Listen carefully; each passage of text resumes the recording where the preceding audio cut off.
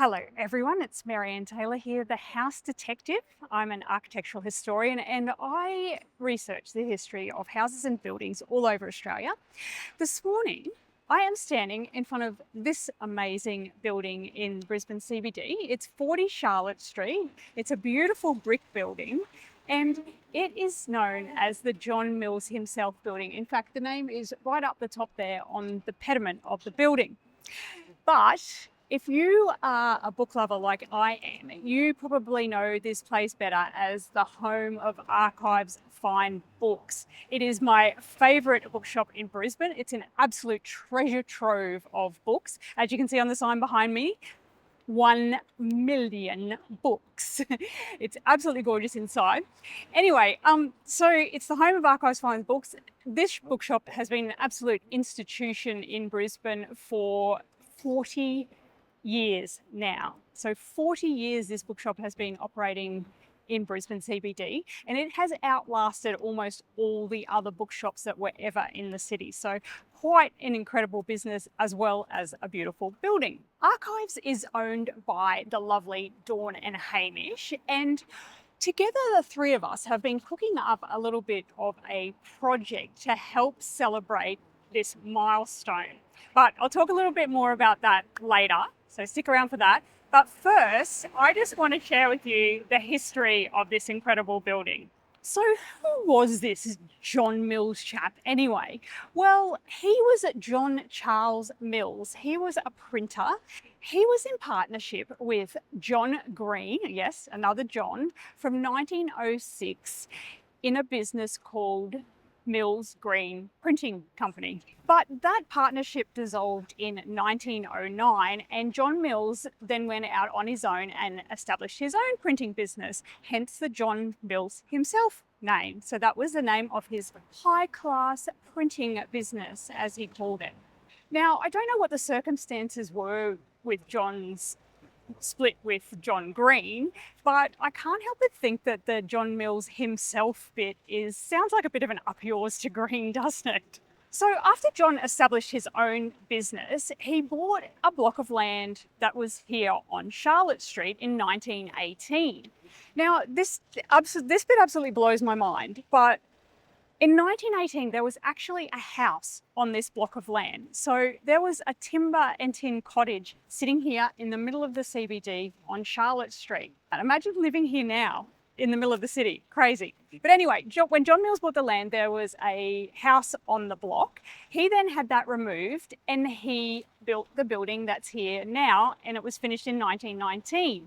It was designed by architect John Henry Hurley, and it is a 3-story brick and masonry building. So it's quite a substantial building, and that sort of reflects this transition that was happening along this street at the time, where earlier smaller timber buildings were being replaced with much more substantial brick and masonry ones. And it was transitioning to a little bit of a light industrial precinct. So his new business premises were completed in 1919 with his name proudly displayed up on the pediment at the top of the building. And there was also another sign on the building, which I'll tell you a little bit more about later because there's actually a really cool story behind it. Interestingly, the building next door to the John Mills himself building also has an unusual name. So a lot of us would be used to hearing businesses that have "and Sons" at the end. But here we've got John Mills himself, and next door we've got John Reed and Nephews. So the poor girls' daughters never got a look in, but two quite unusual business names. And actually the John Reed and Nephews building was built in 1911, so it actually predates this one, and there's actually a great bar in there now, the Fox Hollow Saloon. If you're ever in this neck of the woods, worth checking out. When the John Mills himself building was completed in 1919, he occupied the majority of it with his printing business, but there was also a number of other tenants in the building. And over the years, the tenants have changed and there's been a huge range of different people occupying the building. But Archives Fine Books would have to be, I imagine, one of the longest term tenants now. So I mentioned that Hamish and Dawn and I have been cooking up a little bit of a project related to celebrating this 40-year anniversary this year in 2025. Well, we need your help with that. So what we want to do is put together a book on the history of this building, on the bookshop, and the other tenants and people who have occupied this building over the years. It's quite expensive to research and produce a book, so we are going to fund this the old-fashioned way via subscription. So if you know anything about books, you will know that in the past, and particularly in the Georgian and Victorian eras, it was common to raise money by getting people to donate money, subscribe for a book to be published and produced. So that's what we're doing here, but we're putting a modern spin on it because we are using the platform Possible to raise money. So if you're not familiar with this platform, it is a crowdfunding platform where you can have your project on there and people get rewards for donating various amounts of money to your campaign. I'll put the QR code up here if you're interested in donating, and also a link in the description below.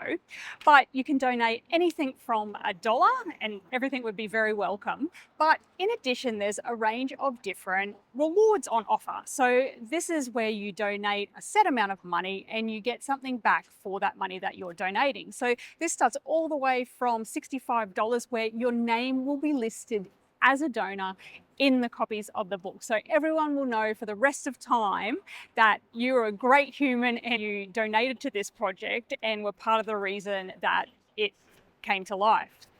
At the top end, you've got, for donating over $2,500, the book becomes dedicated to you. So there's only one of these on offer and the book will be dedicated to you, it'll be written in the front there, and everyone will know that you were awesome and helped make this book happen.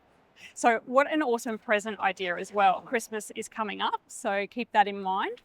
There's also a heap of other rewards on offer for various different prices, and this includes a romantic candlelit night with me at Archives.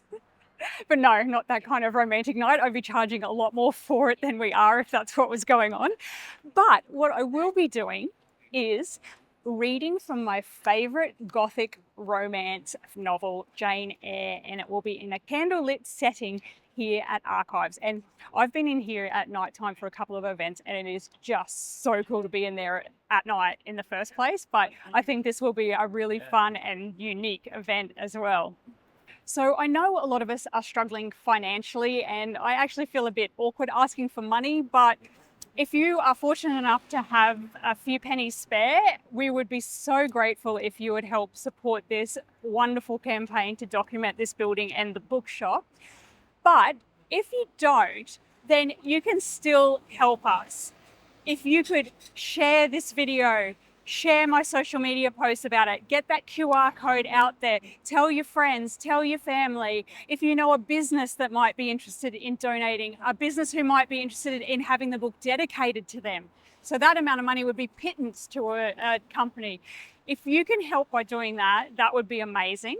Also, if you ever worked in this building or if you ever visited Archives Books, if you've got any stories to share about this place in any way, or you know someone who worked there and you can share stories or photos from that, we would be so grateful for that help as well. In fact, I will be interviewing my own dad for the purposes of this book if it goes ahead, because he was a printer's compositor and he used to actually work in this building for John Mills when he was in here. So that is quite an amazing family connection.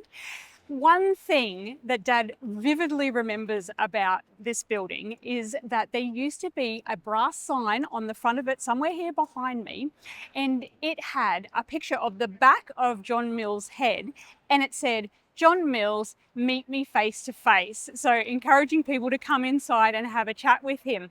Now, I've got an interesting story to tell about this, because after the Mills family sold the building in the 1980s, so John Mills' sons did actually become part of the business, but it still remained called John Mills himself. They eventually took over the building. They owned it until the 1980s. They sold the building and then they took the brass sign off the front. And no one really knew what had happened to this sign until in 2014, descendants of the family found it in the backyard of one of the family homes.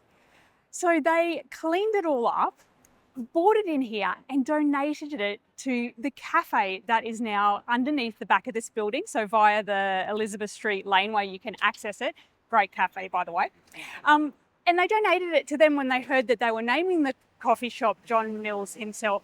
And it is now proudly displayed over the entrance to that coffee shop at the back of the building. Isn't that incredible? So I'm going to have to bring my dad in here to show him that, since he was the one that remembered it. But I just think that's so amazing. And it's actually a great cafe as well. And yeah, great coffee.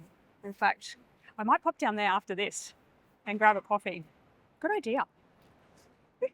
Anyway, I hope you enjoyed hearing a bit about the history of this building. And if you are able to help us out with raising some funds to put a book together on it, I would be so grateful. I think it is such a fascinating history and I really want to capture its story for posterity.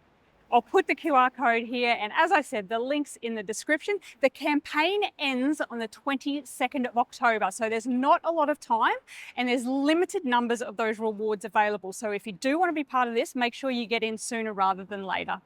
Thanks for watching.